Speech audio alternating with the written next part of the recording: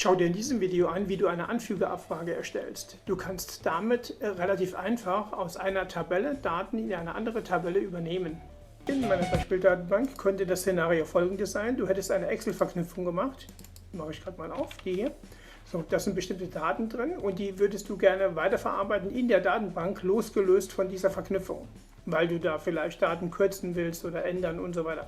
Das würde in der Excel-Verknüpfung so nicht gehen. Also wäre es taktisch klug, diese Daten umzuschreiben in eine interne Tabelle. Das könnte in meinem Beispiel zum Beispiel die Kundenliste sein. Wenn ich die mal doppelklicke, so, dann habe ich hier bestimmte Spalten vorgesehen, wo ich jetzt endlos viele Adressen eintragen kann. Jetzt habe ich zwei Möglichkeiten. Ich mache die Tabelle auf, schreibe die von Hand zu Fuß ab, der Tag wird kommen, dann bin ich fertig. Es sind 715 Datensätze. Oder ich lasse das irgendwie automatisch hier in diese Tabelle eintragen. Diese Automatik, das kann eine sogenannte Anfügeabfrage übernehmen. Das schauen wir uns an, wie das geht. Ich mache beide Tabellen mal zu und die Vorgehensweise wäre folgende. Ich gehe oben auf Registerkarte erstellen, gehe auf Abfrageentwurf. Wir machen Abfragen immer erstmal im Entwurf. Einmal drauf, dann kriege ich dieses Fenster geliefert. Da unten kann ich eine Spaltenauswahl zeigen, da oben kann ich eine Datenquelle hinterlegen. Den rechten Bereich brauche ich meistens eher nicht. Da würde man normalerweise die Tabelle auswählen. Aber die hole ich mir immer hier von links. Also ich hätte gerne die Daten, die angefügt werden sollen. Das heißt, um welche Daten geht es gerade? Um diese Excel-Adressliste. Die halte ich mit linker Maus gedrückt, ziehe sie mal hier rüber. So, die Daten, wie sie hier drin stehen, die schicke ich alle nach unten. Das kann ich relativ einfach machen, indem ich hier auf diesen Tabellenkopf, sage ich mal, doppelklicke. Dann sind hier unten alle markiert und jetzt nehme ich mir eines davon, halte das mit der linken Maus gedrückt und ziehe das hier runter auf die Zeile Feld. Dort lasse ich los und dann sind alle Spalten erstmal positioniert. Soweit, so gut. So, dann muss ich der Abfrage sagen, dass sie die Daten irgendwo anhängen soll. Stellt sich die Frage, wo? Dazu gehe ich oben auf Registerkarte Abfrageentwurf und mache erstmal eine andere Abfrage draus. Im Moment haben wir die Abfrage Auswahlabfrage. Die sieht unten in besonderer Weise aus, hat zum Beispiel so Haken und so. Ich schalte mal um, ich wollte ja eine Anfügeabfrage haben. Ich klicke mal da drauf. Achso, dann will er erst wissen, wo er die anfügen soll. So, also ich wollte gerade darauf hinaus, dass sich das da unten ändert, aber wir müssen zuvor bestimmen, wo das Ganze dran soll. Mache ich mal auf, was gibt es da so? Also die bestehenden Tabellen werden hier aufgeführt. Dann nehme ich mal die Kundenliste, da soll das anhängen, einmal auf OK. Und jetzt ändert sich das da unten. Nochmal der Unterschied. Ich gehe nochmal oben auf Abfrageentwurf, Auswahlabfrage. Das ist der Standard, den man hat. Den erkennt man insbesondere an den Haken. Also da kann man Kriterien hinterlegen und so. Da geht eben das, was eine Auswahlabfrage leisten kann. Ich wollte aber eine Anfügeabfrage, klicke ich hier drauf. Er fragt nochmal, wo er anfügen soll. Die Tabelle ist mittlerweile bekannt. Einmal auf OK. Jetzt ändert sich das da unten. So, jetzt habe ich hier unten eine Zeile, die heißt Anfügen an. Wenn ich da reinklicke, steht da gar nichts. Er weiß also offensichtlich nicht, was da wohin kommt. Das hängt damit zusammen, dass die Spalten aus der Excel-Tabelle, also aus der hier, andere Namen oben haben als die Tabelle, die interne Tabelle, wo er sie anhängen soll. Ich mache die vielleicht gerade mal kurz nochmal auf. Diese Kundenliste war das, einmal Doppelklick. So, es steht im Moment nichts drin. Wenn ich die im Entwurf öffne, sieht man, der hat besondere Spaltenbezeichnungen. Da ist überall so KDN davor, also die Eindeutigkeit der Spalte und so weiter. Das kriegt die Abfrage nicht geregelt. Ich habe gerade hier auf die Abfrage nochmal gedrückt und jetzt kann ich hier unten, allerdings bei Anfügen an, aufmachen und sagen, wo er das konkret hinhängen soll. Die Information Firma soll er an die Firma hängen. So, jetzt weiß er es. Die Straße soll entsprechend an KDN Straße. Postleitzahl an, man soll es kaum glauben, Postleitzahl. So und Ort entsprechend auch. So, brauche ich noch was? Ja, Firmenbezeichnung, also was geht. Ne? Firmenbezeichnung lasse ich auch anhängen, Telefon lasse ich anhängen. So und mehr geht da, glaube ich, im Moment nicht. Hat er noch eine Kundennummer gehabt da hinten? Also den Betrag, den kriege ich nicht geregelt. Vielleicht kann ich die Kundennummer noch anhängen. Die hat er hier gerade hier oben. So, jetzt weiß er, wo er das alles hinhängen soll. Um zu sehen, ob er das richtig macht, würde ich die Abfrage kurz in der normalen Ansicht aufrufen. Das heißt, hier oben rechte Maustaste Datenblattansicht. Dann sieht man, was er machen würde. Er nimmt also die Daten hier quasi ins Visier und im nächsten Schritt würde er die anfügen. Nutze meinen Live-Online-Workshop via Teams als 1:1 Besprechung dazu, die Informationen von mehr als 200 Assess-Videos so zu strukturieren, dass sie genau zu deiner Datenbanklösung passen. Wir werden alle Informationen so sortieren und in dem Tempo nachvollziehbar darstellen, dass sie genau zu deiner Datenbanklösung passen. Dieses Anfügen kann ich aber aus der Ansicht heraus nicht auslösen. Ich muss dazu bei der Abfrage wieder in den Entwurf, rechte Maustaste Entwurfsansicht, und damit mir die vielleicht erhalten bleibt, würde ich die gerade mal speichern. Ich drücke hier oben rechte Maustaste Speichern und die heißt zum Beispiel A-Kunden-übernehmen. So, das wäre der Name der Abfrage, dass mir die statisch fest erhalten bleibt. Speichere ich die, einmal auf OK, ruckzuck und passt. Jetzt ist hier links so ein kleines Bildchen erschienen, ein Plus mit einem Ausrufezeichen. Das Ausrufezeichen steht für Aktionsabfragen, das Plus, es kommt halt irgendwo was dran. Und der Name, den ich gerade vergeben habe. So, die Abfrage kennt jetzt ihren Namen, sie weiß, wie sie heißt, wo sie es hinhängen soll, aber die hat noch nichts gemacht. Die weiß nur, dass es machen soll. Die muss ich also nochmal mit einem Anstoß auslösen. So, vielleicht vorher noch kurz nochmal den Test.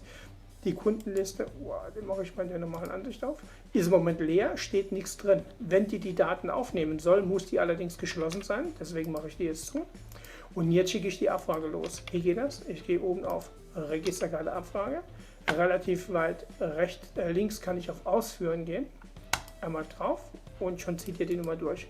Je nach Access-Version kommen jetzt eventuell 2-3 Meldungen, dass er den Job machen würde, da kann man immer Ja drücken, dann klappt das. So, die Erwartungshaltung wäre, dass mit dem einen Klick jetzt die komplette Kundenliste gefüllt ist mit 700 Datensätzen. Ich mache mal die Tabelle Kundenliste wieder auf. Boah, da Wahnsinn, das ist, und da unten, ich weiß nicht, ob man sieht, 715 Datensätze. Also die Abfrage hier hat mit einem Klick die Kundenliste ausgefüllt mit allen Daten, die verfügbar waren. Ist doch genial, oder? Wie ging das jetzt nochmal? Macht das Ganze hier kurz nochmal zu. Also wir brauchen eine Tabelle oder eine Verknüpfung, die Daten liefern kann, und wir brauchen eine Tabelle, die Daten empfangen kann. Dann gehen wir oben auf Erstellen Abfrageentwurf, ziehen uns zunächst die Tabelle rein, die die Daten liefern kann. Mit Doppelklick schicken wir das Ganze nach unten, wandeln das Ganze um, oben über Abfrageentwurf zur Anfügeabfrage. Im Moment ist es eine Auswahlabfrage, jetzt ist es eine Anfügeabfrage. Sagen, wo er das hinhängen soll, zum Beispiel da, einmal auf OK. Und da können wir unten nochmal genau definieren, welche Spalte was da wohin kommt. Und das Ganze idealerweise speichern. Und wenn das gelungen ist, dann sieht das so aus, dass man eine Tabelle ruckzuck mit einem Mausklick mit Tausenden von Datensätzen füllen kann. Ist doch genial, oder? Ja, jetzt weißt du es auch. Kann ich das für dich machen, falls du eine Excel-Verknüpfung hättest, Daten übernehmen wolltest in die Datenbank aus unterschiedlichen Gründen. Hast du jetzt gleich das Spiel, in einer Sekunde ist das Problem gelöst, und wenn du das im Erweiterten noch angucken könntest, könnte ich das auch mit einem Makro unterstützen, dass das Ganze alles automatisch geht. Aber jetzt bin ich ja schon mal einen guten Schritt weiter. Viel Spaß beim Ausprobieren. Wir sehen uns im nächsten Video.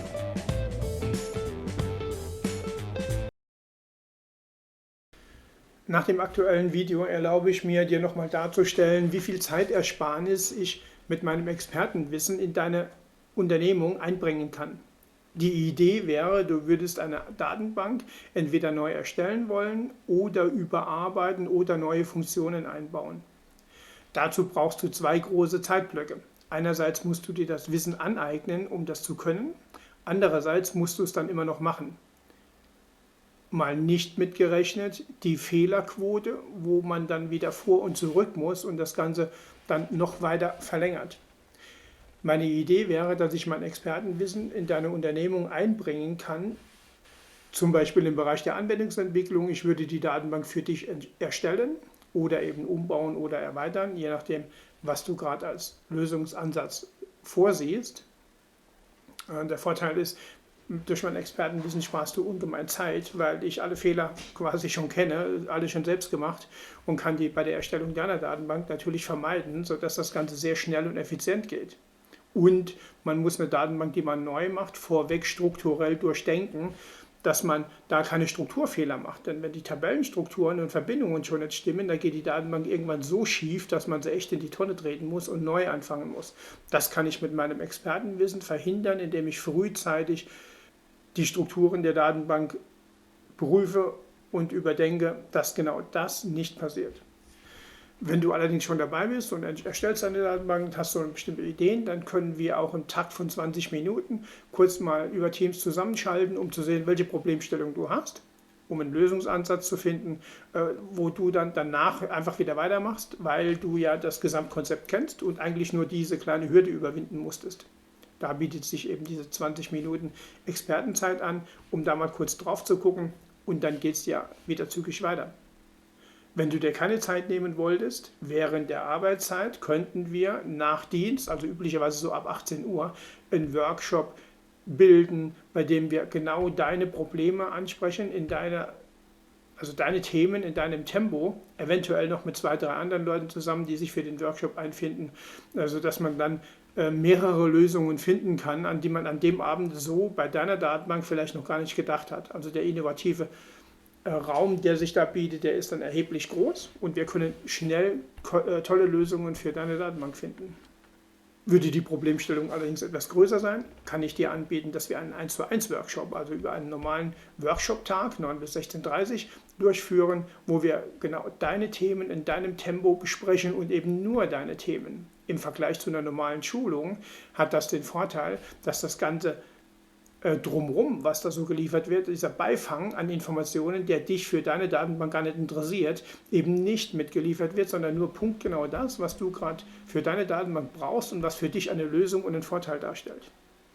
Und hättest du eine größere Mannschaft, die diese Datenbank-Informationen oder das Expertenwissen auch haben wollte, könnte man einen Workshop-Tag für mehrere Personen machen, wo wir quasi im Rahmen einer Schulung das Ganze bespricht. Hier ist natürlich auch vorteilhaft, dass wir die Informationen oder die Themen vorher absprechen, dass sie genau zu deinen Lösungsansätzen passen oder deiner Datenbank. Je nachdem, was die für Leistungsmerkmale hat, sind da ja unterschiedliche Strukturen und so weiter erforderlich. Also ein Workshop für mehrere Personen, bis zu 8 Personen, bietet sich an, wenn mehrere Leute an deinen Datenbanken arbeiten und wir Innovationen und Lösungen für viele generieren wollten. Diese Thematik des Datenbankstarts, also welche Tabellen wie verbunden werden und wie das genau aufgebaut sein soll, ist mir so wichtig. Da habe ich ein eigenes Video drüber gemacht. Also wie man Tabellen erstellt, wie man die miteinander verknüpft, dass diese Grundstruktur, quasi das Fundament der Datenbank, einmal sauber gelegt werden kann und darauf basierend die Datenbank relativ unproblematisch erstellt werden kann. Also wenn die Struktur der Tabellen und der Verknüpfungen stimmt, ist die Datenbank üblicherweise unkaputtbar. Also Fehler, die man später machen würde, kann man dann relativ einfach korrigieren, weil die Struktur der Tabellen stimmt. Da biete ich ein Lernvideo an, relativ günstig. Das kannst du dir mal angucken, wenn du dich bei einer neuen Datenbank überhaupt mal auf den Weg machst. Da sparst du dir schon mal 100 Fehlversuche, die du machen würdest, wenn du die Information nicht hättest. Und ein noch spezialisierteres Lernvideo habe ich gemacht, wo ich darstelle, wie man Excel-Tabellen mit der Access-Datenbank verknüpft und die Excel-Tabelle automatisch ausgelesen wird, wenn die Datenbank sich öffnet. Das ist ein interessantes Thema, weil üblicherweise bei vielen Datenbanken die Daten von außen, von anderen Systemen kommen. Die legen die dann in Excel-Tabellen ab und die Datenbank müsste die Daten aufnehmen und in interne Tabelle spielen. Das sollte aber alles automatisch gehen, das sollte nicht der Anwender machen. Und da habe ich auch ein Lernvideo gemacht, um darzustellen, wie das geht, weil größte Wahrscheinlichkeit, dass man genau diesen Lösungsansatz braucht. Und hier nochmal die Gesamtübersicht inklusive QR-Code, wie man auf meine Shop-Seite, auf meine Internetseite kommt, um diese Leistungen anzuschauen. Falls du dich dafür entscheiden wolltest, kann man das alles über die QR-Codes hier zu sehen erreichen. Und du könntest dir überlegen, wie weit es für dich sinnvoll ist, die beiden Blöcke der Zeitersparnis zu realisieren, dass du schnelle Access-Datenbanklösungen hast mit relativ wenig Aufwand, weil das Expertenwissen bringe ich ein und wenn ich es mache, geht es schneller, wie wenn du das erstellst, weil du ja quasi deine normale Unternehmung im Hinterkopf hast, also Umsatz und Leistungserstellung, das sind ja alles viel wichtigere Sachen. Da kannst du dich dann quasi voll drauf konzentrieren, während ich deine Lösungen in Access generiere.